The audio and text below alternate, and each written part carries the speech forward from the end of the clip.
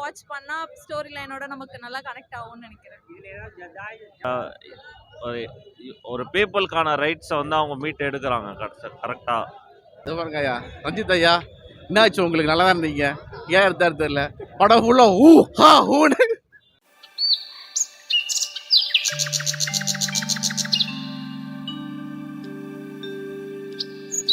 நல்லா இருந்தது movie.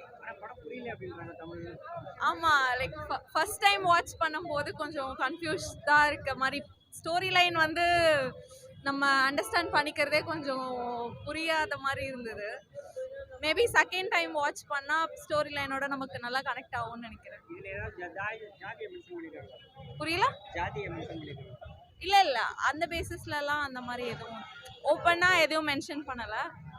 But people பாக்குறவங்களுக்கு கனெக்ட் ஆகும். எனக்கு அப்படி எதுவும் தெரியல. நல்லா இருக்கு. ஜிவி பிரகாஷ் மியூசிக் நல்லா இருக்கு. புரியலன்னு இல்லை, அது மேபி அந்த சவுண்டிங்னால புரியாமல் இருந்திருக்கும். இது கரெக்டாக ஒரு டைம் ஓடிடி வரும்போது பார்க்கும்போது கரெக்டாக இருக்கும் போல. ஆனால் நல்லா இருந்துச்சு. கடைசியாக அந்த ஒரு பீப்புளுக்கான ரைட்ஸை வந்து அவங்க மீட் எடுக்கிறாங்க கரெக்டாக. அது மாதிரி இருக்கு.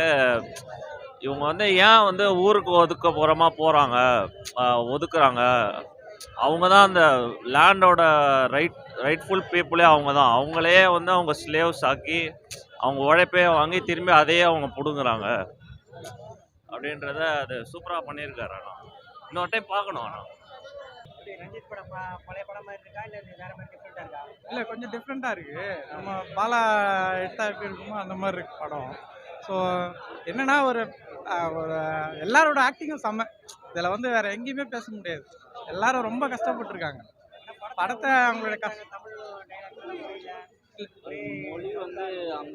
அதாவது இந்த மொழி வந்து என்னன்னா, அவங்க அந்த பழைய மொழியே அப்படியே யூஸ் பண்ணணும் அப்படின்னு நினச்சி பண்ணியிருக்காங்க. பட் பரவாயில்ல, ஓகே. அவர் எப்பவும் அதை இது பண்ணுறத கரெக்டாக தான் பண்ணியிருக்காரு. படம் நடித்தவங்க எல்லாரும் நல்லா நடிச்சிருக்காங்க, அருமையாக நடிச்சிருக்காங்க. ஒன்னொன்னுத்தையும் பார்த்தே ஆகணும் கண்டிப்பாக. ஐயா, இது பாருங்க ஐயா, ரஞ்சித் ஐயா, என்னாச்சு உங்களுக்கு? நல்லா தான் இருந்தீங்க, ஏன் எடுத்தாரு தெரியல. படம் ஃபுல்லா ஊ ஹா ஊன்னு. இது கொலான கதை, கொலா பிடிச்ச கதை இது. ஏன் படமே இல்லைங்க இது. அவர் என்ன ஸ்டார்ட் பண்ண எடுத்தார், இப்படி சூப்பராக எடுத்தார், ஏன் சொதப்பிடாது தெரியல. அவர் புரிஞ்சுக்கணும் அதெல்லாம். பாவங்க பசங்க, பாவங்க ரஞ்சித் ஃபேனுங்க, அவங்க பாருங்க திருப்புங்க எப்படி போகிறான் பாருங்க.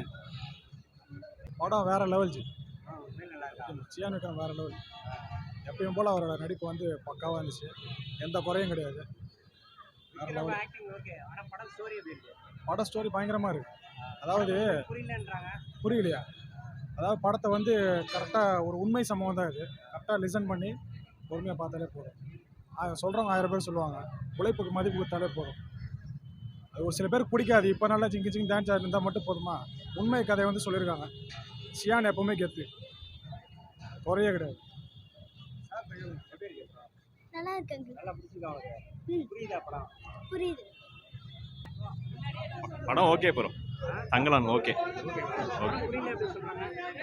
புரியல, கதை எதுவும் புரியல, ஸ்லோவாக தான் இருக்குது படம். பார்க்க ஓகே, ஒன் டைம் ஆச்சு.